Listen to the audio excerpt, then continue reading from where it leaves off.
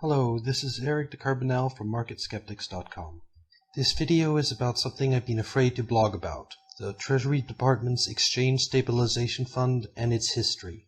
The ESF is a super-secret Treasury operation and is the official channel for the Treasury's gold and foreign currency dealings. This means covert operations. The ESF is also virtually free of congressional control and has been used to pay a number of strange activities. It is the largest, most powerful financial agency in the world. Trust me, this won't be boring.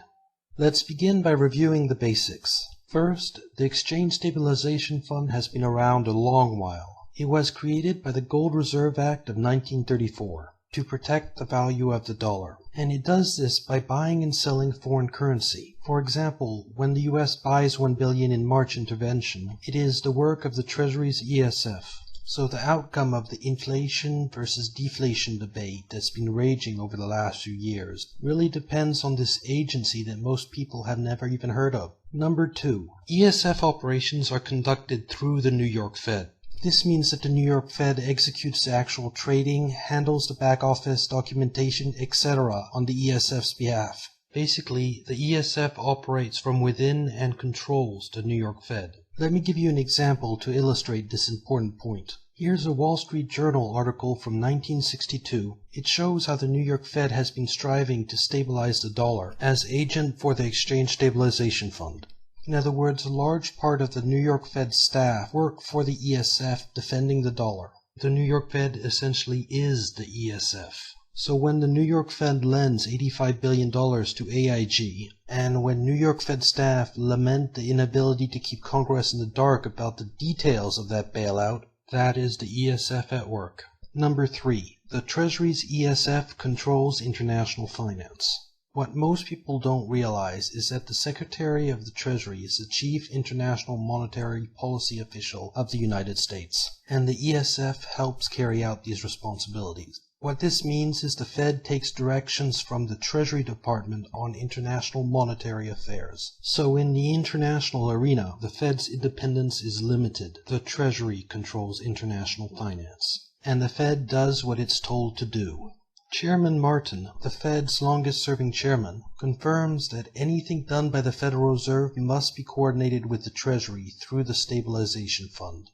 The absolutely key point here is that on any international matter, like establishing currency swaps with foreign central banks, bailing out international companies like AIG, and interventions in the currency market, the Treasury is in charge. To understand how important this is, think back to 2008 when McCain enjoyed a 5-point lead over Obama in the polls, and then the New York Fed let Lehman Brothers fail, which almost took down the entire financial system. The market crashed, and overnight the national dialogue turned almost entirely onto the economy. Obama's polling jumped, McCain dropped and never recovered. After the collapse in the fall of 2008, there was nothing the McCain campaign could do to win that election. The ESF's decision to let Lehman Brothers fail gave Obama the presidency. Number 4. The ESF keeps a low profile, using the Fed as a front. It's not an accident that most people have never heard of the Exchange Stabilization Fund.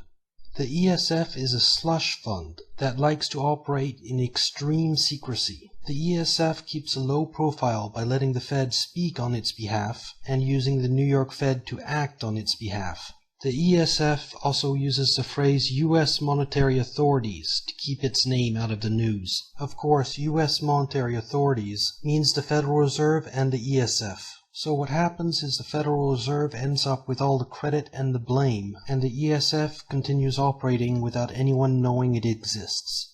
One of the many reasons the ESF keeps a low profile is the fact that it's done a terrible job. Since the ESF was put in charge of defending the dollar's value, the greenback has been on a one-way track to worthlessness. Notice that for the period of time that the Federal Reserve was in charge of defending the dollar, it did its job. The dollar kept its value right up to the Gold Reserve Act of 1934, when all the Fed's powers were transferred to the Treasury's ESF. Hijacking the Fed. To understand how the Treasury took control of the Federal Reserve, we need to look at the congressional hearings held in 1934. The Gold Reserve Act was the most important bill to come before Congress since the Civil War. Because it destroyed America's central bank. It fundamentally shifted responsibility from the Federal Reserve System to the Treasury in the only matters in which the control of the currency and credit really matter. Even before this bill, the Secretary of the Treasury was practically dominating the Fed. The Gold Reserve Act gave the Treasury the means to completely control the Federal Reserve. It gave the Secretary of the Treasury such powers of a permanent nature that he could nullify anything the Federal Reserve did. It nullified, if not scrapped, the Federal Reserve System. If you take away all the Fed's powers and gold, where will the Federal Reserve System stand? It utterly emasculated the fundamental idea of the Federal Reserve banking system. These quotes are not exaggerated. Here's a graph of short-term interest rates over the last 50 years. Now, the Federal Reserve supposedly sets short-term interest rates, right? Well, I've color-coded this graph with all the Secretary of the Treasuries for this time period, and it produces some interesting patterns. Notice how visibly the changes in Secretary of the Treasury affect interest rates, especially the trend in interest rates. Up, down, steady, down, up, steady, up, down, up, down. The Fed's independence is a myth. The Treasury has dominated the Federal Reserve through the ESF. Today, the Federal Reserve is a mere shadow of itself, a mechanism functioning as a clearing agency which has no control over anything important.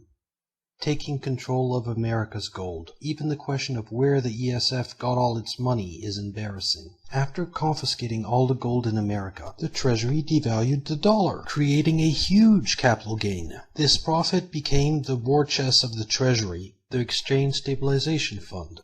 This visual history of the Fed shows how gold holdings were forbidden, then gold was revalued, and the profits put into the Exchange Stabilization Fund. A key point here is that the Treasury's ESF, through confiscation, took control of 3/4 of the world's monetary gold. The ESF was a guaranteed disaster, and people knew it back in 1934. Transferring all this power to a Secretary of the Treasury who has never had any banking experience, and giving the biggest borrower in the world the ability to inflate its debts away, is not smart. If this bill goes through this way, not even the President can control the ensuing inflation. If the Stabilization Fund should fail, we might be drifting towards a period of extreme inflation. While putting the Treasury in control of monetary policy was bad enough, even worse was the way the ESF was set up. Dictatorial power and no oversight. Section 10 of the Gold Reserve Act states that the sum of $2 billion will be deposited in the ESF under the exclusive control of the Secretary of the Treasury, whose decisions shall be final and not subject to review by any other officer of the United States. Handing that much money to one man is something that should have kept people up at night. The man does not live, never has lived, and never will live, who has the ability to single-handedly manage so large a fund. Furthermore, there was no limit to what the Secretary of the Treasury could do with that money. The bill's wording gave the Treasury unlimited authority to deal in almost anything. Worse still, because the ESF was conceived to operate in secret, Congress decided to never look at what it was doing. Since its creation in 1934, the ESF has operated with no congressional oversight whatsoever. Secrecy about what the government does with people's money is never healthy. The Gold Reserve Act centered in the hands of the Secretary of the Treasury dictatorial powers, far too much power to place in the hands of one man. And, as my great-grandfather Frank Vanderlip states, the Secretary of the Treasury would have a lot of things to do, and power to do them that a banker would not. The ESF begins financing covert operations.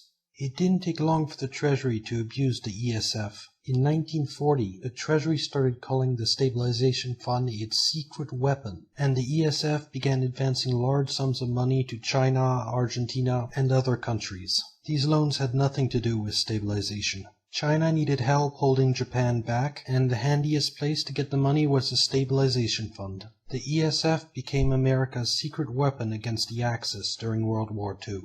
Not everyone was happy with this development. Most congressmen naively thought that the ESF would defend the dollar, and they were upset. Not that this mattered. The Secretary of the Treasury is under no obligations to comply with the general laws of the United States in handling the Stabilization Fund. Because of this, the ESF has been a source of funds for discretionary executive branch spending, the likes of which Congress has sought to prevent, the Iran-Contra scheme being a recent example.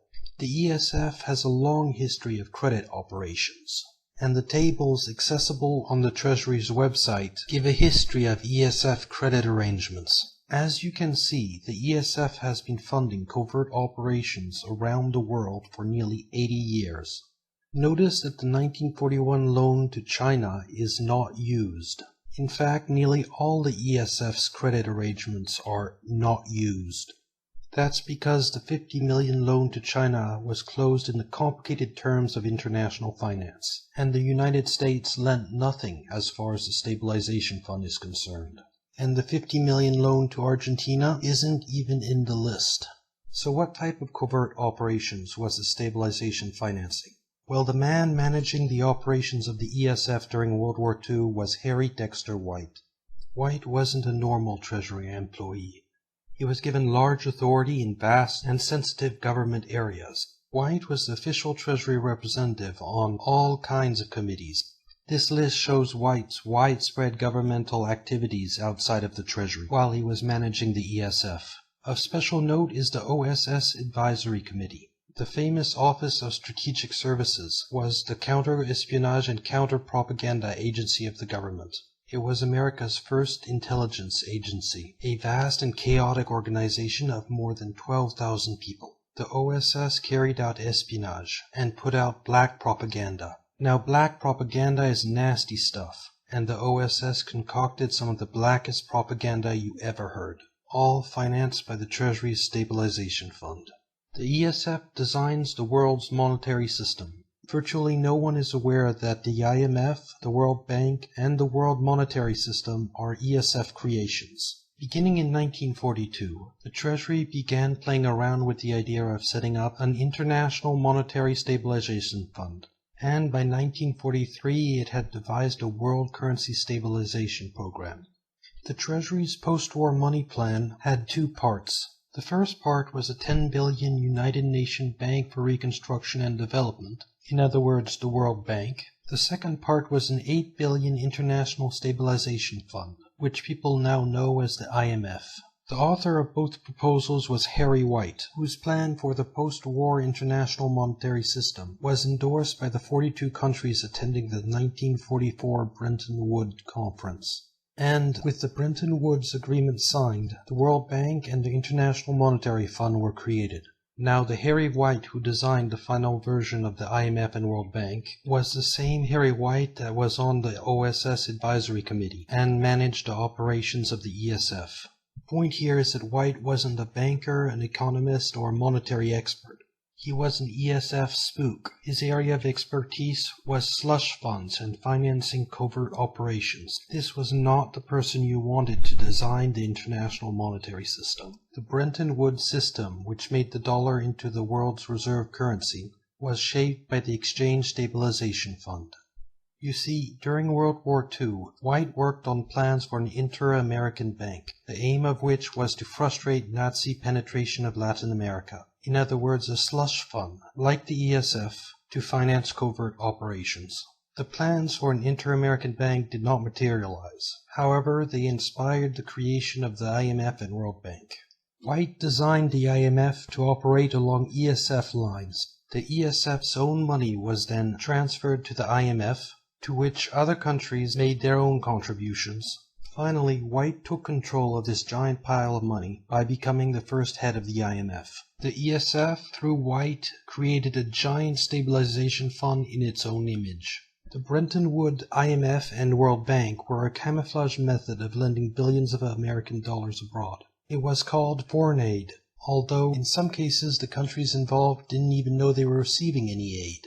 Using these devices for draining savings out of the US, the ESF went wild financing CIA Cold War activities. And the one coordinating all these IMF and World Bank loans was the ESF.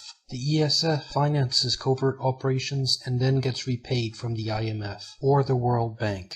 Like the Gold Reserve Act, Bretton Woods was a guaranteed disaster, which was fiercely opposed by anyone with any banking experience. bankers had fundamental objections to the Bretton Woods proposals, including their fears about what might happen to the dollar. American bankers were so critical of the Bretton Woods plan that the Treasury had to launch a propaganda campaign to get the agreement signed, and our international banking system was created without the input from real bankers.